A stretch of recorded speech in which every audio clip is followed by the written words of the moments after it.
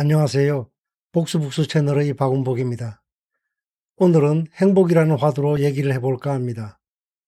그 이유는 행복이라는 화두를 떠나서는 그 어떤 화두도 큰 의미가 없을 것으로 보이기 때문입니다. 역으로 보더라도 우리 삶의 거의 모든 것은 결국 행복이라는 문제로 귀결되지 않는가 싶습니다. 그만큼 행복이란 우리 삶에 있어서 매우 중요한 문제인데 저에게는 작년에 읽은 프랑스와 르로르의 쿠페시의 행복여행이라는 책이 이 문제를 다시 생각하게 된 출발점이었습니다. 좀 길지만 그 책에서 언급하는 배움, 즉 행복의 조건이나 비결을 먼저 열거해 보겠습니다. 화면에 짙게 쓴 글은 추후에 설명을 드리겠지만 타인의 존재를 구체적으로 전제한 것들입니다. 배움 1. 행복의 첫 번째 비밀은 자신을 다른 사람과 비교하지 않는 것이다. 배움 2. 행복은 때때로 뜻밖의 찾아온다. 배움 3. 많은 사람들은 자신의 행복이 오직 미래에만 있다고 생각한다. 배움 4. 많은 사람들은 더 큰 부자가 되고 더 중요한 사람이 되는 것이 행복이라고 생각한다. 배움 5. 행복은 알려지지 않은 아름다운 산속을 걷는 것이다. 배움 6. 행복을 목표로 여기는 것은 잘못된 생각이다. 배움 7. 행복은 좋아하는 사람과 함께 있는 것이다. 불행은 사랑하는 사람과 헤어지는 것이다. 배움 9. 행복은 자기 가족에게 아무것도 부족한 것이 없음을 아는 것이다. 배움 10. 행복은 자신이 좋아하는 일을 하는 것이다. 배움 11. 행복은 집과 채소밭을 갖는 것이다. 배움 12. 좋지 않은 사람에 의해 통치되는 나라에서는 행복한 삶을 살기가 더욱 어렵다. 배움 13. 행복은 자신이 다른 사람들에게 쓸모가 있다고 느끼는 것이다. 배움 14. 행복이란 있는 그대로의 모습으로 사랑받는 것이다. 배움 15. 행복은 살아있음을 느끼는 것이다. 배움 16. 행복은 살아있음을 축하하는 파티를 여는 것이다. 배움 17. 행복은 자기가 사랑하는 사람의 행복을 생각하는 것이다. 배움 18. 태양과 바다. 이것은 모든 사람들에게 행복을 가져다 준다. 배움 19. 이 부분은 원본에서 아예 없는 것인지 아니면 번역에서 누락된 것인지 확인할 수 없어서 찾을 수 없음이라고 표시했습니다. 본문에서 다시 말씀드리겠습니다. 배움 20. 행복은 사물을 바라보는 방식에 달려 있다. 배움 21. 행복의 가장 큰 적은 경쟁심이다. 배움 22. 여성은 남성보다 다른 사람의 행복에 대해 더 배려할 줄 안다. 배움 23. 행복은 다른 사람의 행복에 관심을 갖는 것이다.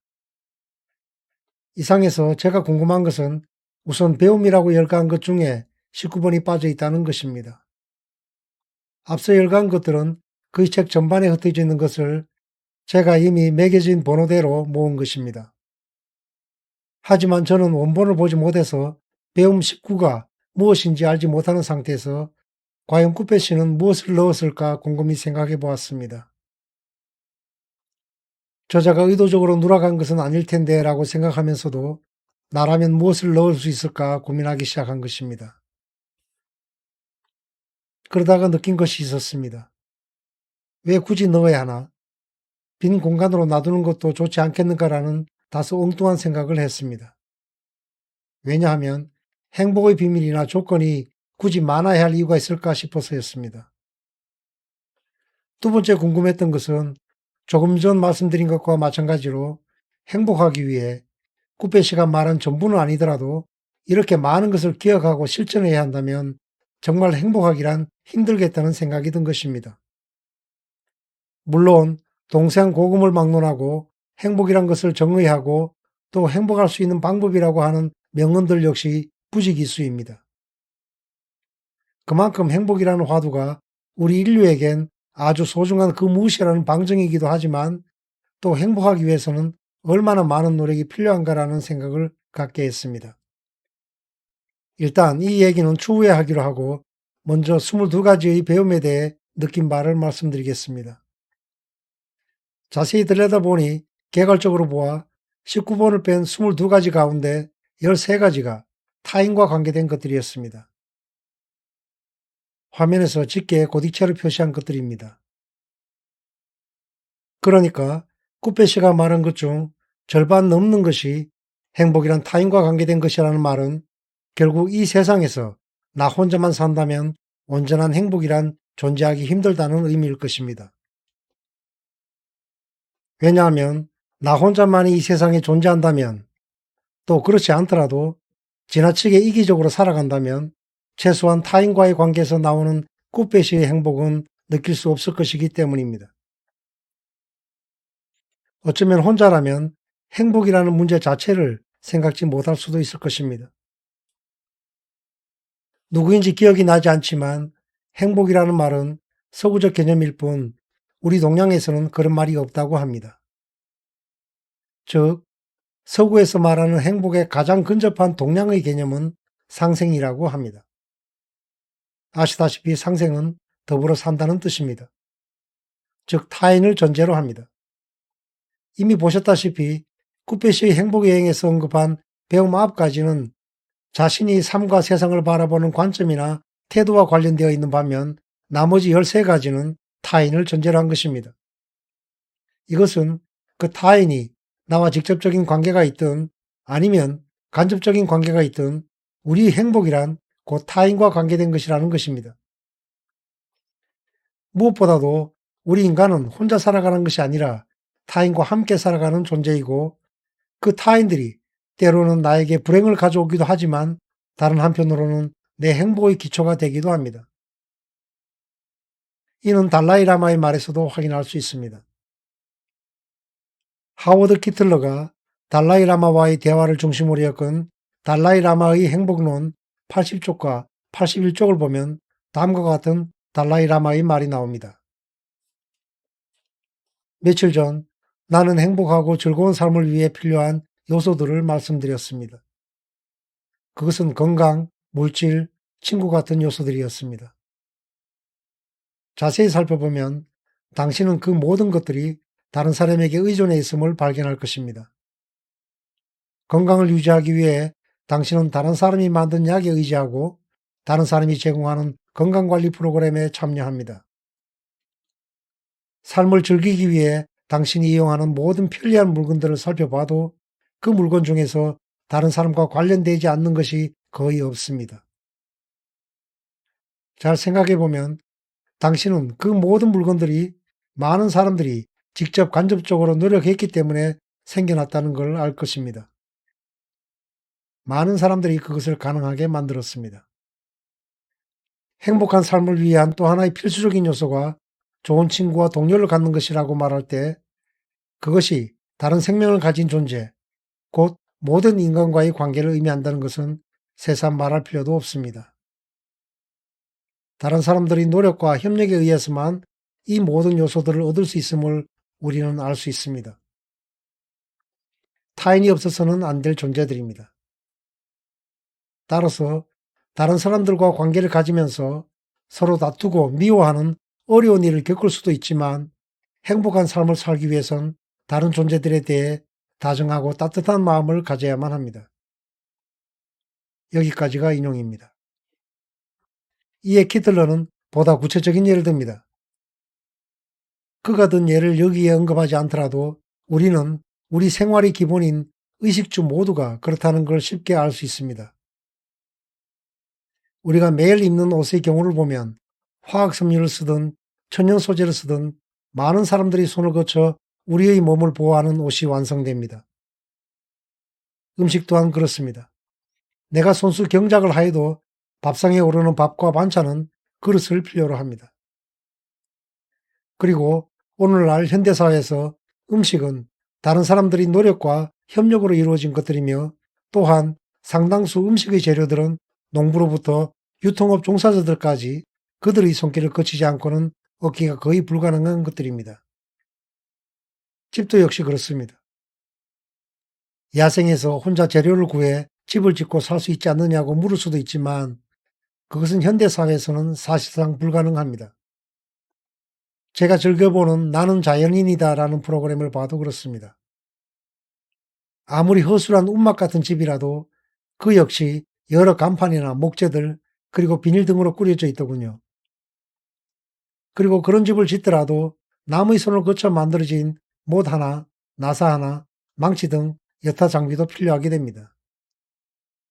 또한 무인도나 첩첩산중에서 혼자 음식을 만들고 집을 짓고 옷을 만든다고 한들 그것들은 모두 엄밀히 따지고 보면 직간접적인 교육과 기억에서 나오는 것입니다.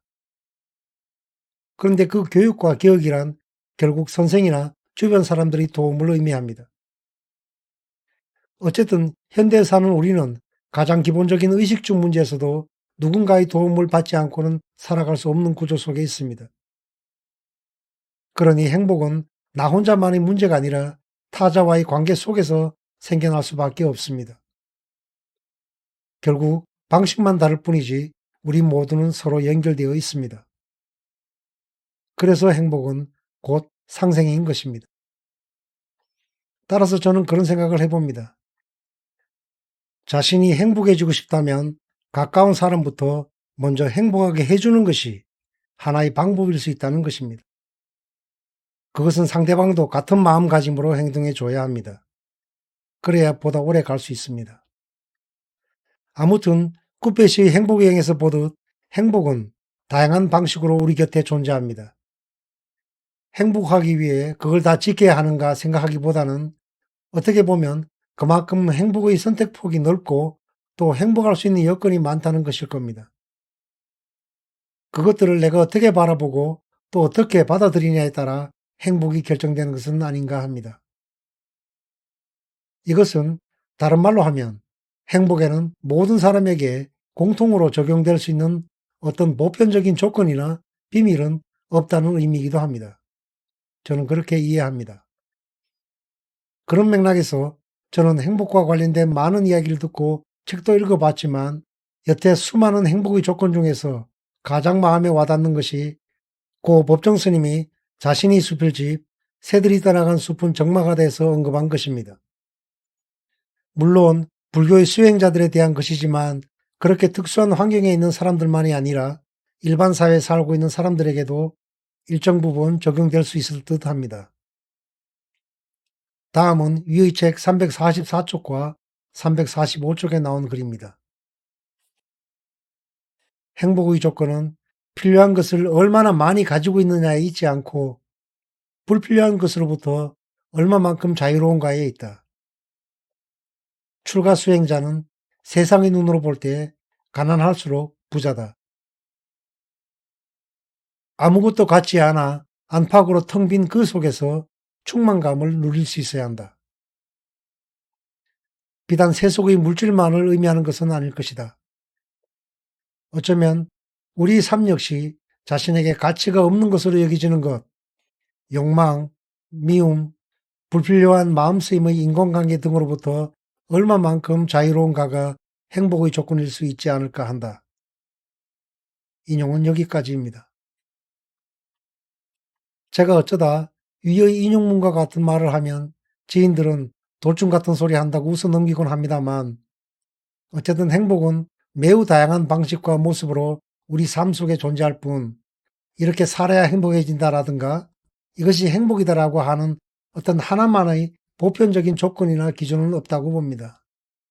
단지 우리 모두는 어떤 형태로든 서로 연결되어 있기에 타인의 존재가 갖는 중요성을 항상 인식하며 살아간다면 행복할 수 있는 기회를 더 많이 갖지 않을까 생각합니다.